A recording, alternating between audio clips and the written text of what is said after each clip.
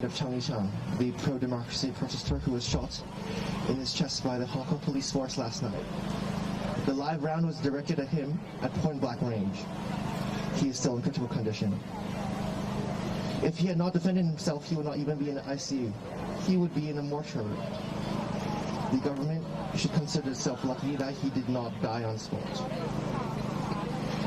Even despite the objective and unquestionable truth that was caught by multiple field reporters and their cameras, the PR officer of the Hong Kong police force, Ms. Yue, is still somehow shameless enough to fabricate a whole fairy tale out of thin air. According to her clearly impaired vision, what she saw was that the police officer who fired and almost killed my friend was apparently acting. Sorry.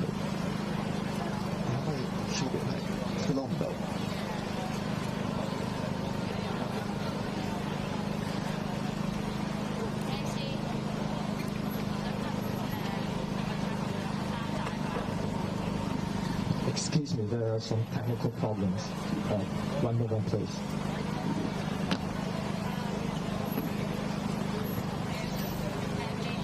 According to her clearly impaired vision, what she saw was that the police officer who fired and almost killed my friend was apparently acting in the defense of himself and his comrades.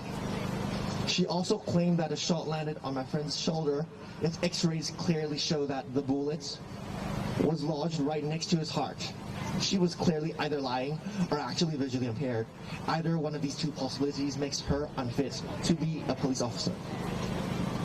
The Hong Kong police force likes to claim that they would only ever deploy force that is only one level up from what their opponents are using, but my question is, in what twisted, crazy universe is firing live rounds from a distance of about 40 centimeters, aiming straight at the chest of a young schoolboy, just one level above the modest steel pipes that you can find in your bathroom?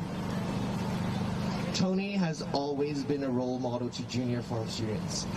He is also one of the best people I know. Perseverance is his best quality, and for as long as I can remember, I have known him to be extremely gifted both at school and in sports. The anti-extradition movement that has started in June this year gave him renewed purpose. Despite his tender age, he never hesitated in standing up for the future of Hong Kong.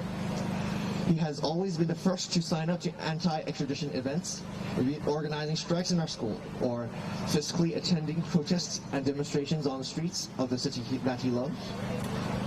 And he has always been like a big brother to me and my schoolmates. Always reliable, always the one to take care of those who were younger than he was. During the protests, we would feel safe as long as we had him around, because he was always the first to charge forward and protect us if ever we were in danger. I vividly remember him telling us that he would rather die than be arrested. What an awful twist of fate than that it was he, of all people, whom the Hong Kong police chose to shoot. For the sake of his hometown, my friend has paid a price far more than he could afford. We, his friends and juniors at his secondary school, are at once immensely proud, but also deep in grief and worry for him. He is fighting for his life in some lonely room, in some lonely hospital. Throughout the past few months, we have seen right through the favorite trick of the Hong Kong police force, which is the classic out of sight, out of mind tactic. If we forget their crimes against us, we also forgive them. After what has happened to my friend just yesterday, I beg of everyone still listening to never forget. Please promise me that you will never forgive. Thank you. Because Hong Kongers are angry because yesterday the police shot live bullets at a Form 5 student right at his left chest, which could be very fatal. So today we are coming here together to voice our anger to the government.